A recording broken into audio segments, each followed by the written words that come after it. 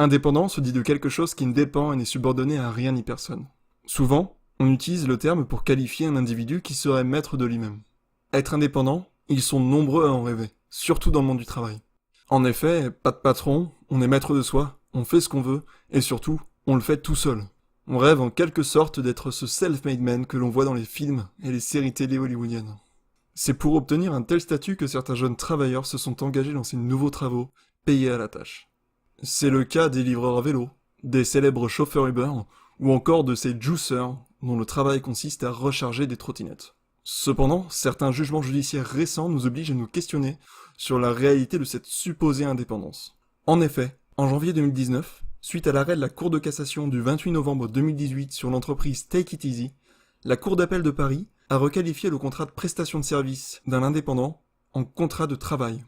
Le juge a ainsi renversé la présomption de non-salariat. Et rappelons qu'afin de démontrer l'existence d'un contrat de travail, les juges français utilisent un faisceau d'indices. Si suffisamment de critères sont remplis, le juge constate alors l'existence d'un contrat de travail. Dans ce cas précis, les indices, qui concernaient le travail effectué par un chauffeur VTC, étaient les suivants. Le chauffeur ne pouvait pas choisir librement l'organisation de son activité, ce qui au passage semble être le comble pour un supposé indépendant. Il ne pouvait pas non plus constituer sa propre clientèle, ou encore fixer lui-même ses propres tarifs. Ses prestations étaient surveillées par GPS, et il devait alors suivre les directives de la société pour laquelle il travaillait, société qui alors n'était pas juridiquement considérée comme l'employeur du chauffeur. Et tout cela était fixé par contrat. Enfin, si les prestations étaient considérées comme étant mal exécutées, la société se gardait le droit d'éjecter le chauffeur de sa plateforme.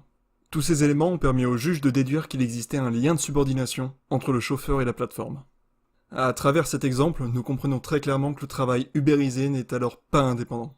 Le mythe sur lequel Uber a construit son image n'a rien à voir avec la réalité. Les chauffeurs VTC ne sont pas libres. Au contraire, ils sont 2 fois plus exploités. Ils ne sont pas salariés et ne bénéficient donc pas des conquis sociaux, comme le droit au chômage ou encore le droit au congé payé. Ils ne disposent d'aucun syndicat fort aux actions collectives ancrées dans la tradition pour défendre leurs droits. Et comme si tout cela ne suffisait pas, ils peuvent se faire retirer leurs moyens de subsistance, c'est-à-dire l'application ou bien la plateforme, avec une simplicité étonnante.